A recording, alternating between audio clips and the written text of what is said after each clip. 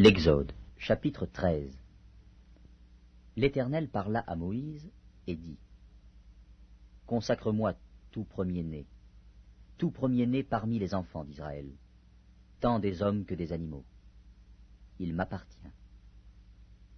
Moïse dit au peuple : Souvenez-vous de ce jour où vous êtes sortis d'Égypte, de la maison de la servitude, car c'est par sa main puissante que l'Éternel vous en a fait sortir. On ne mangera point de pain levé. Vous sortez aujourd'hui dans le mois des épis. Quand l'Éternel t'aura fait entrer dans le pays des Cananéens, des Héthiens, des Amoréens, des Éviens et des Jébusiens, qu'il a juré à tes pères de te donner, pays où coule le lait et le miel, tu rendras ce culte à l'Éternel dans ce même mois. Pendant 7 jours, tu mangeras des pains sans levain, et le 7e jour, il y aura une fête en l'honneur de l'Éternel. On mangera des pains sans levain pendant les 7 jours. On ne verra point chez toi de pain levé, et l'on ne verra point chez toi de levain, dans toute l'étendue de ton pays. Tu diras alors à ton fils : c'est en mémoire de ce que l'Éternel a fait pour moi, lorsque je suis sorti d'Égypte.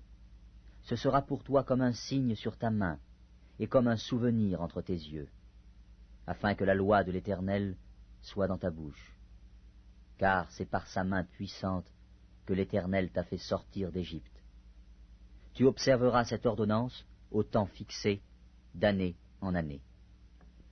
Quand l'Éternel t'aura fait entrer dans le pays des Cananéens, comme il l'a juré à toi et à tes pères, et qu'il te l'aura donné, tu consacreras à l'Éternel ton premier-né, même tout premier-né des animaux que tu auras.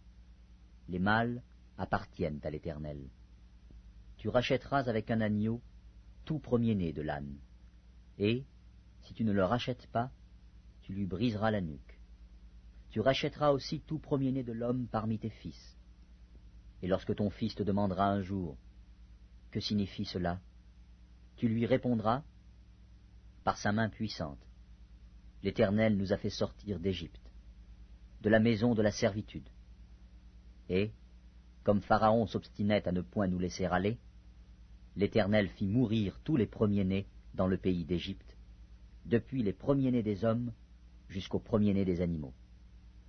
Voilà pourquoi j'offre en sacrifice à l'Éternel tout premier-né des mâles, et je rachète tout premier-né de mes fils.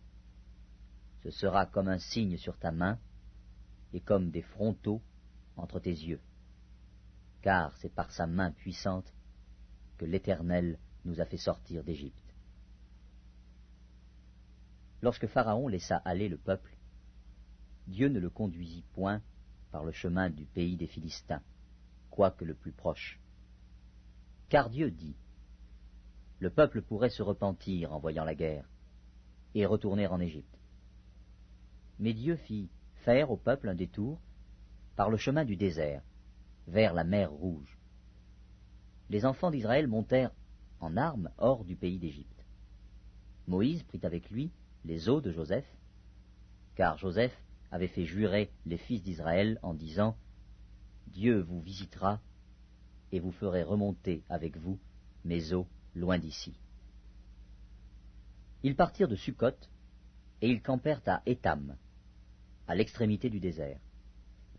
L'Éternel allait devant eux, le jour dans une colonne de nuée pour les guider dans leur chemin, et la nuit dans une colonne de feu pour les éclairer, afin qu'ils marchassent jour et nuit.